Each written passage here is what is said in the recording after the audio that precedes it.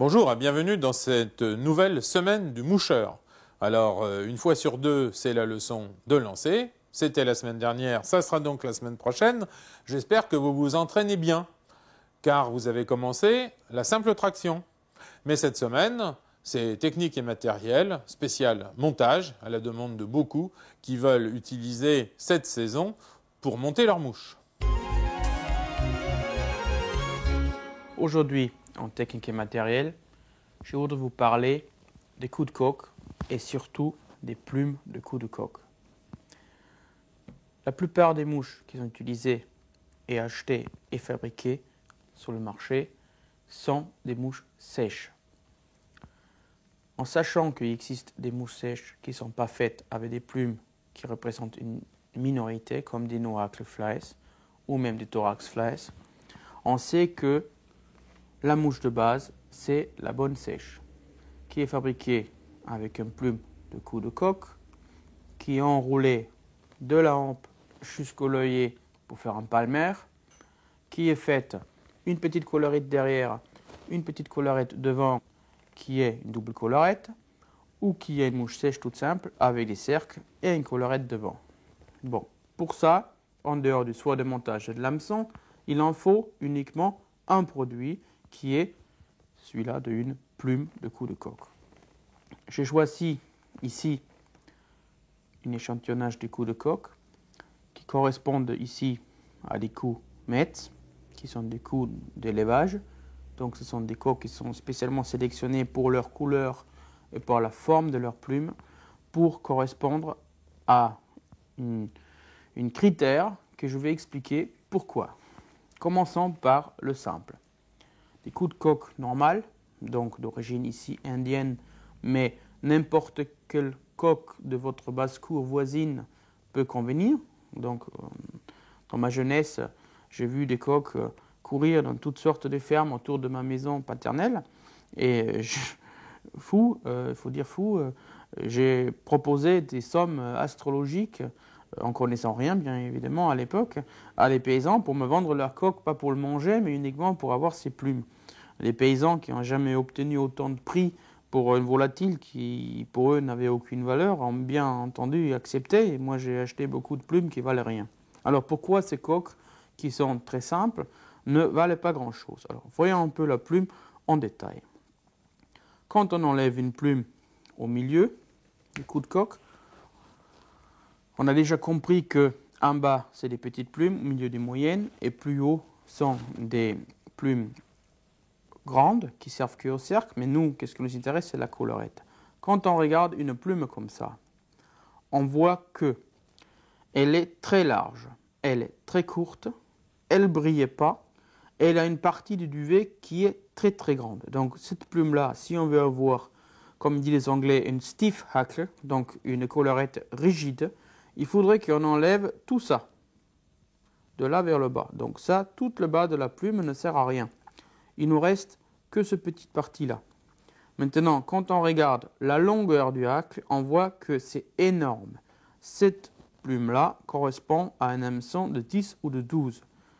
Vu que les mouches sèches, la plupart qui en montent, ne sont pas faites ne représentent pas cette taille-là, ces plumes-là ne sont pas intéressantes. Quand nous regardons maintenant cette plume-là, qui est nettement plus chère, bien entendu, mais qui produit quand même sur un coup de coque 300 plumes ou 400 plumes qui sont utilisables, et quand on l'arrache au même endroit au rapport, nous avons des plumes qui sont longues. Et quand on regarde la coloration, elle y va jusqu'au ici.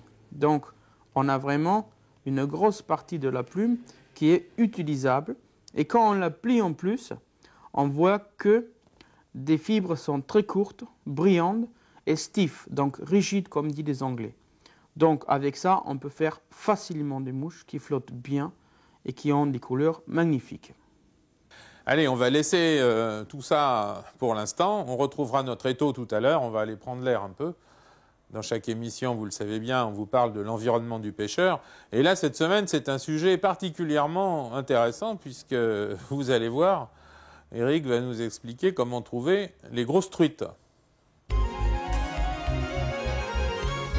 Aujourd'hui, dans l'environnement du pêcheur, je voudrais m'adresser à des spécialistes qui le sont déjà ou ceux-là qui veulent le devenir, car je voudrais vous parler des grosses truites. Je ne suis pas marseillais. Grosse truite, c'est ça. Ça fait à peu près 55 cm. Pour moi, la mouche, c'est convenable. Ici, au Gave d'Oloron, les truites de cette taille se trouvent vraiment en quantité. On peut en prendre, mais pas n'importe comment. Je voudrais aussi insister sur un fait que ces truites, on ne les trouve pas à n'importe quel endroit, ni dans n'importe quelle rivière, mais il faut que des choses se prêtent pour elles. Alors, premièrement, il faut que ce soit une rivière qui est dans un pays et dans une altitude tempérée, c'est-à-dire qu'il ne fait pas très froid toute l'année, pas au moins la plupart du temps, comme ici dans les Pyrénées où on a des hivers quand même cléments. Il faut aussi que la nourriture, donc les insectes et les verrons, se prêtent vraiment à être là en grande quantité. Et il faut enfin, et pas à la dernière place, avoir des endroits où ils peuvent se tenir tranquilles. On a déjà entendu plusieurs fois que la structure de la rivière, donc sa profondeur, ses caches, l'ombre, son courant, sont déterminants pour la taille de la truite à y trouver.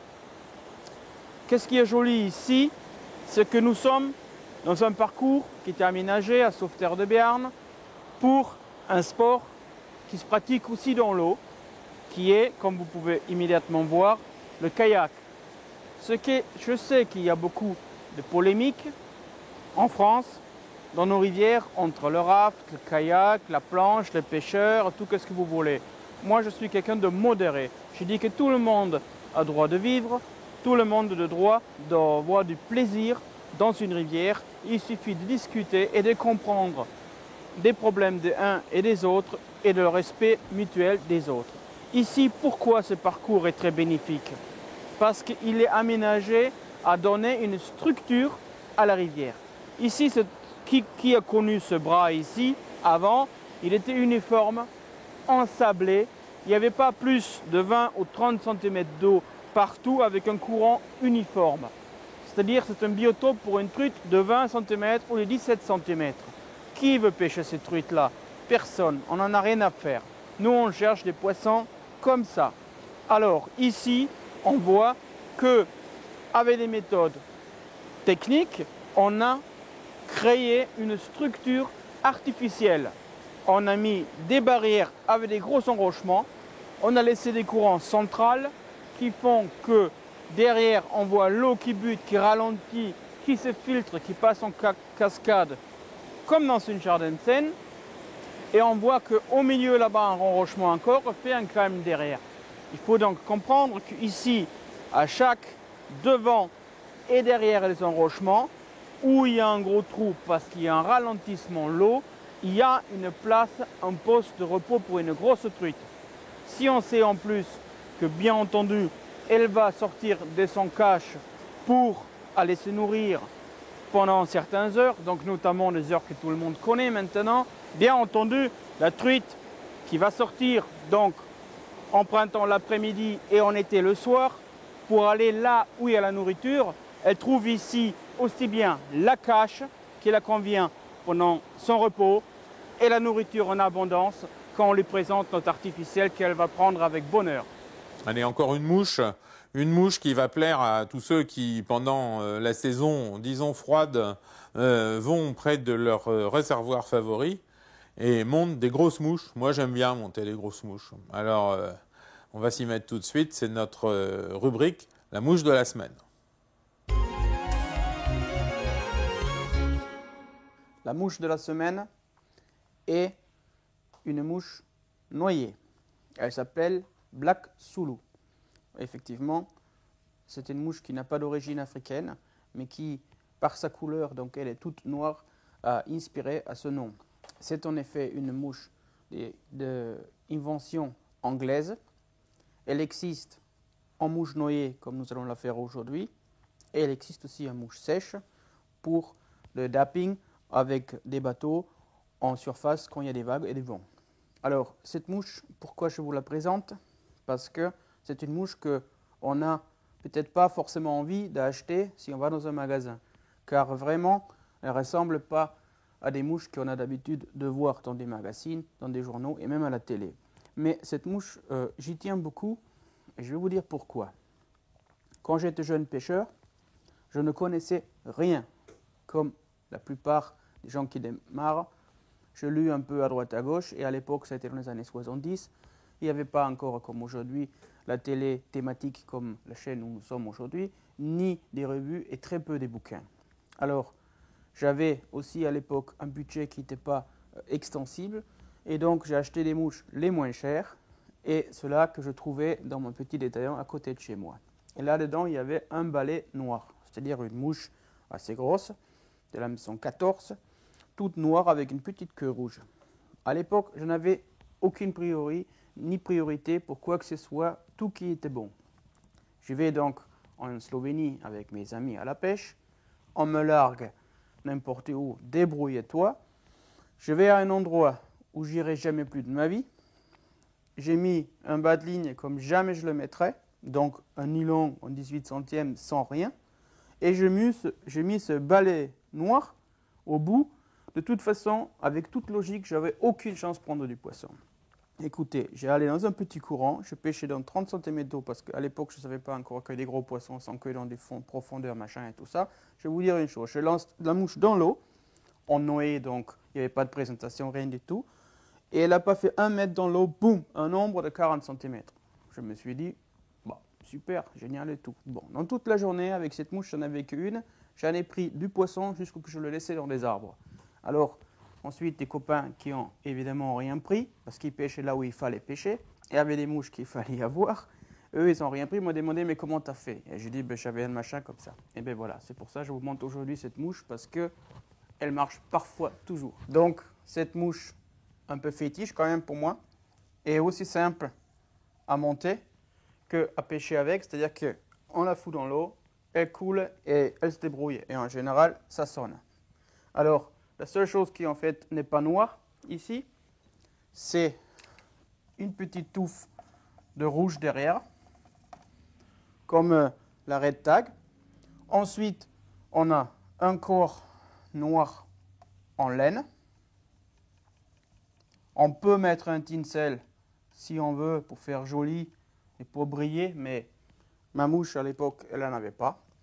Et ensuite, on a un acre noir, devant un peu plus fourni. Et voilà, le tour est joué. Donc avec cette mouche-là, on hameçon 14 ou 12. Hein, et fort de fer ici, pour que ce soit un peu lourd, pour que la mouche coule quand même, comme c'est une mouche noyée. Et avec ou sans ardillon, à votre guise, si vous voulez relâcher au garde du poisson. Voyons maintenant quel matériel et quel matériau il nous faut pour la réaliser. Il nous faut, comme d'habitude, un étau qui serre bien l'hameçon, qui le tient bien.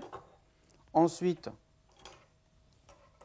une paire de ciseaux pour des gros travaux.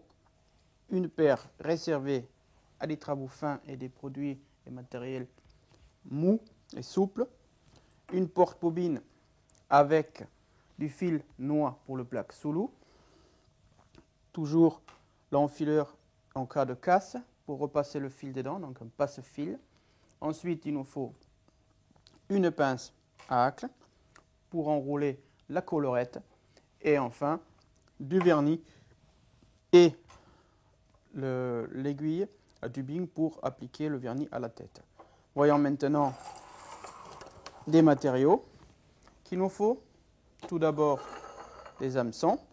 Donc ici, c'est des hameçons de taille 12 qui sont forts de fer, donc assez lourds pour entraîner la mouche qui est quand même assez fournie dans les profondeurs où sont des gros poissons. Ensuite, le corps, il est fait avec la laine, ici noire, mais ça peut être aussi, par exemple, de mini-chenilles, micro-chenilles noires. Ensuite, le rib sera du tinsel doré, un peu brillant quand même. Le tag, donc la queue et le floss ou podifloss rouge. Et ensuite, la collerette. est ici un saddle noir, donc de couleur naturelle noire, et on va prendre des plumes plutôt molles de milieu pour faire vraiment l'impression de vie de cette mouche. Mettons-nous maintenant à l'étau pour la monter. Comme toujours, on commence des enroulements au milieu de la rampe. On va en arrière, juste au-dessus de la courbe. On prend la floche. Ici, elle est très fine, donc je vais la doubler pour faire un peu plus gros. On la fixe, bien fixée, que ce soit solide. On la coupe, on ne laisse pas beaucoup, juste un petit peu. Ensuite, le corps, c'est donc la laine noire, qui en fixe sur toute la longueur de la rampe, comme d'habitude, pour ne pas avoir de bosse derrière, pour que la mouche soit bien jolie. Ensuite, on met le tinsel, qui est pas obligé, mais qui fait quand même joli. On va en arrière. Et en dernière, on met une plume sur laquelle j'ai avant enlevé une côté des fibres. Donc, on prend, coupe la tête et on la fixe là. Voilà. C'est bien. Maintenant, il suffit d'aller en avant. On laisse quand même un peu de place pour la tête. Et on commence à enrouler la laine noire qui va former le corps.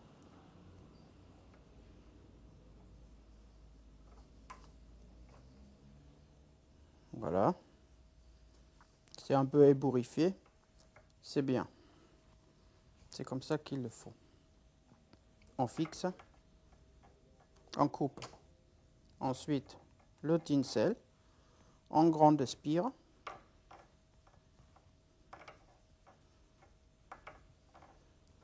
Ça donne quand même une attirance à la mouche. Et elle prend aussi bien des ombres que du truite. Je l'ai expérimenté. Ensuite, en dernier, la plume, bien entendu, que nous mettons autour.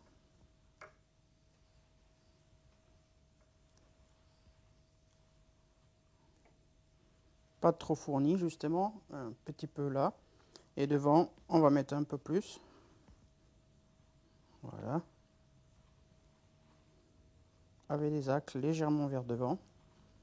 On coupe.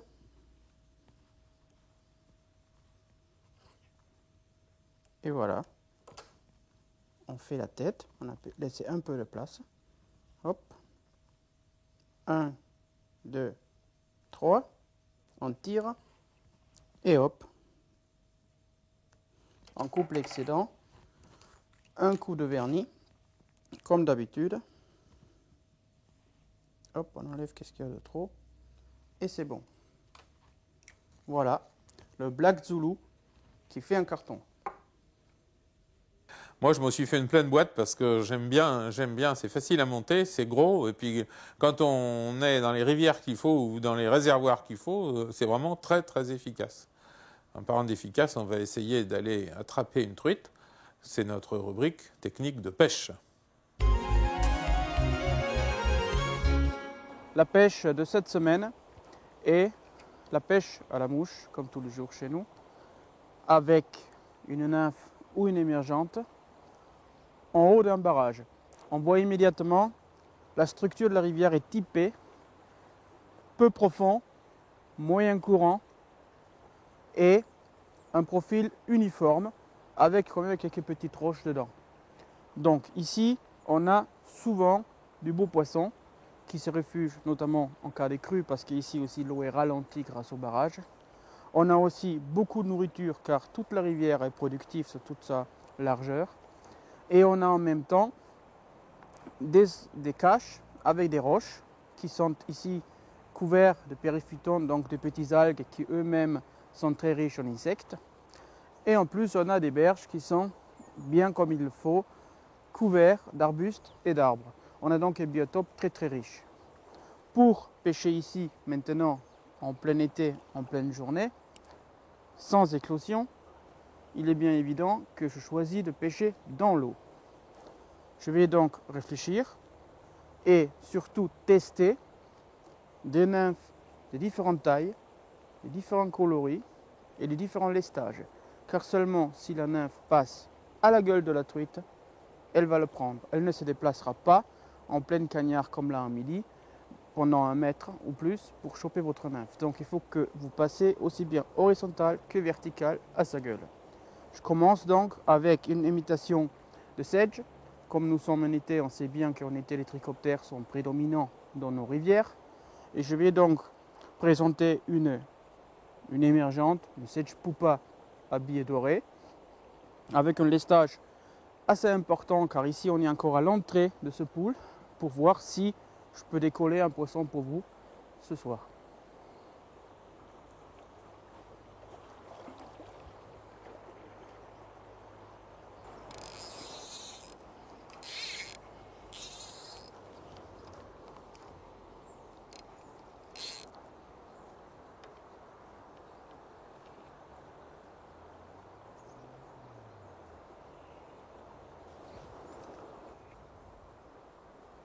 On va de suite voir si le lestage est trop important. Dans ce cas, on touche au fond et on met donc immédiatement un modèle équivalent, mais moins lourd.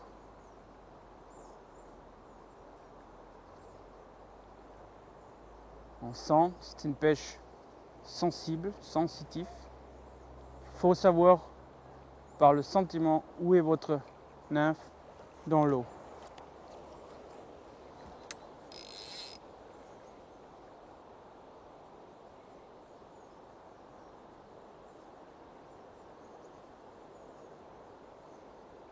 Si on a peur que la nymphe touche, on peut tirer un tout petit peu pour donner un peu plus de vitesse à la dérive et éviter qu'elle s'accroche. Il y a quelques petites truites qui gobent.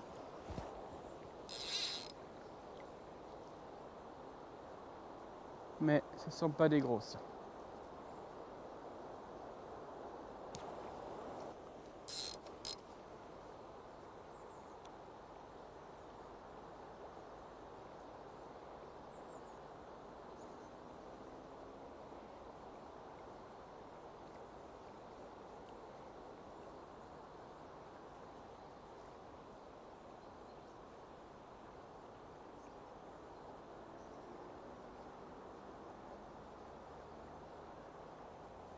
Et on a fait 3 coups et on va avancer un peu.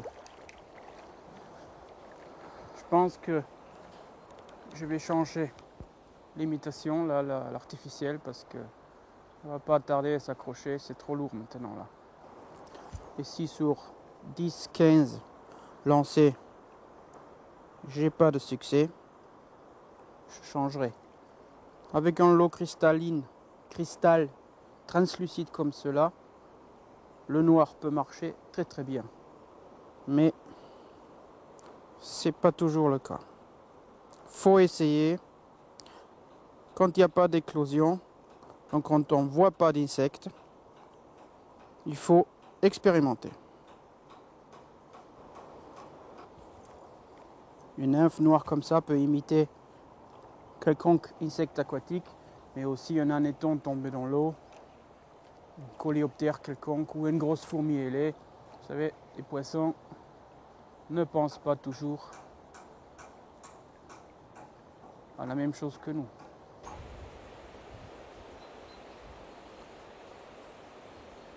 Hop, enfin. Oh, c'est pas un monstre, mais oh, quand même. Ça tire un peu quand même. Ah. Je croyais déjà plus là. 4 perdus. 4 décrochés. Ça, Ils sont tout près de l'autre côté. Tout ce que j'ai touché a été uniquement tout près de la berge. Ah oui, ils sont dans l'ombre, en dessous des souches. Allez, viens, on va te relâcher. Tu vas retourner. Et ben voilà, un saumon de fontaine. Joli. Il se bat bien. Allez, on va le relâcher pour qu'il ne stresse pas trop. Allez, ce beau poisson, on va vraiment le remettre à l'eau cette fois-ci. Vous vous souvenez, la semaine dernière, je vous ai pas dit, mais on s'est vraiment bien régalé. Alors, en attendant, je vous dis à bientôt et n'oubliez pas, si vous voulez contacter l'émission, eh bien, vous pouvez appeler le répondeur ou contacter le site de la chaîne. Allez, à bientôt!